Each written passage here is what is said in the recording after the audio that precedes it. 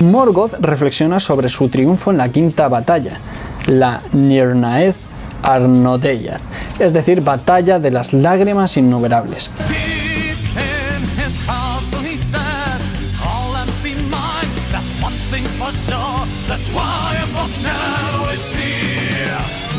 Fue un enfrentamiento devastador y esta canción es después de la batalla, cuando el mal ya ha ganado.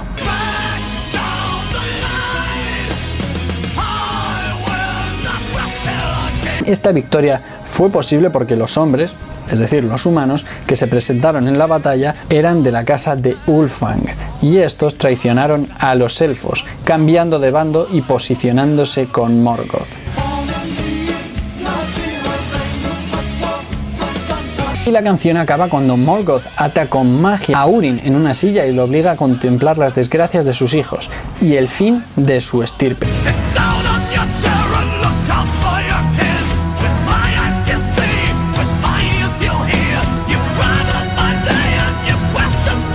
Ahí el fin de este disco, de esta forma tan cinematográfica y oscura.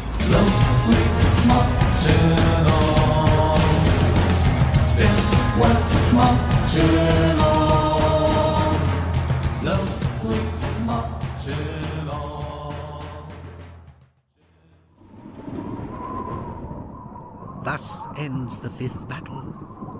By the treachery of men the field is lost. The night falls, and great is the triumph of evil. El álbum concluye con Final Chapter Thus End.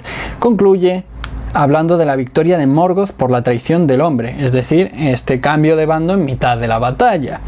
Pero también da la esperanza de un nuevo día. Como vemos en este Nightfall in Middle-earth, esta llegada de la sombra a la Tierra Media ha sido un camino de desgracias y agonía, de ahí el título del disco. Pero es entonces cuando recuerdo que el disco en realidad comienza cuando todo esto ha pasado ya y Morgoth está perdiendo en la guerra de la cólera. Todo eso se cuenta en la introducción del disco. Por cierto, si os lo estáis preguntando, os voy a contar el final de los Silmarils, aunque eso ya no se cuenta en el disco. Pero como todo el Silmarillion y este disco gira en torno a los Silmarils, pues creo que os puede interesar. Como os he dicho varias veces, es un libro lleno de desgracias, solo hay una historia feliz. Acabamos de comentar que en la Guerra de la Cólera ya finalmente Morgoth es derrotado y por lo tanto se recuperan los Silmarils, pero no todo es tan fácil. Los hijos de Fëanor que quedaban vivos pues pelean para hacerse con los Silmarils, pero se dan cuenta que no son dignos de ellos, ya que al cogerlos se abrasan las manos. De esta manera se convencen de que toda su lucha, todo su juramento por recuperarlos, en realidad pues nunca ha servido de nada. Así que Maedhros, que ha sido protagonista en varias canciones de este disco, pues se vuelve loco y desesperado se arroja con un Silmaril a una grieta donde hay lava y fuego en la tierra. Maglor, por su parte, arroja el otro al mar y desde entonces recorre las playas lleno de remordimiento. Con respecto al Silmaril que recuperó Beren, finalmente ese fue entregado de nuevo a los Valar. Esa piedra fue tomada más tarde por Eärendil, que era hijo de Tuor, otro de los personajes que también hemos mencionado a lo largo de este disco. Eärendil atravesó el mar, ya que se le consideraba uno de los hijos predilectos del mar, y devolvió este Silmaril a los Valar, como muestra de arrepentimiento por todo lo que habían provocado en la Tierra Media. Así, por tanto, en los 3 reinos de Arda volvieron a quedarse los Silmarils, es decir, en el cielo, con este último Silmaril que os he comentado, en la tierra, cuando Maeghlor se arrojó a la tierra, y en el mar, cuando el Silmaril fue arrojado al mar.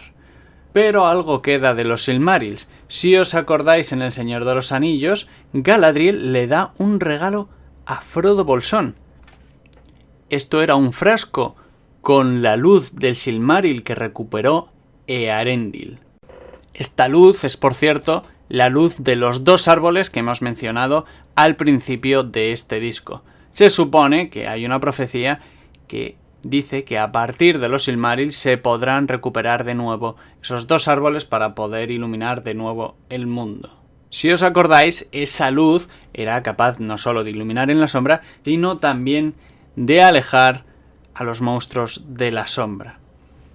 Durante el libro, además, hay un paralelismo, ya que Sam Gamgee reflexiona sobre las historias de los antiguos héroes y reflexiona sobre ellos mismos y su situación, poniendo a Frodo como si fuese Eärendil, pero en la época moderna, ya que ambos también tuvieron que luchar y dar fin al avance de la sombra cuando parecía que todo está perdido. En el libro, cuando todos los protagonistas del Señor de los Anillos se reúnen de nuevo en Rivendell y tanto Bilbo Bolsón como Frodo abandonan la Tierra Media, hay un momento en el que Bilbo entona una canción que es un sutil paralelismo entre Frodo y Eärendil, ya que en ese momento de nuevo se mencionan las gestas de este antiguo héroe. No obstante, hay una canción más. Es decir, oficialmente el disco acaba aquí, pero hay una canción más que no llegó a entrar en el disco final, aunque ya estaba grabada y se puso en el siguiente disco. Vamos a hablar también de los hijos de Húrin, otro pasaje muy clásico y muy conocido del Silmarillion y que de hecho posteriormente, como mencioné en la introducción, tiene su propio libro. Así que quedaros un capítulo más y ya hemos terminado de analizar el Silmarillion entero.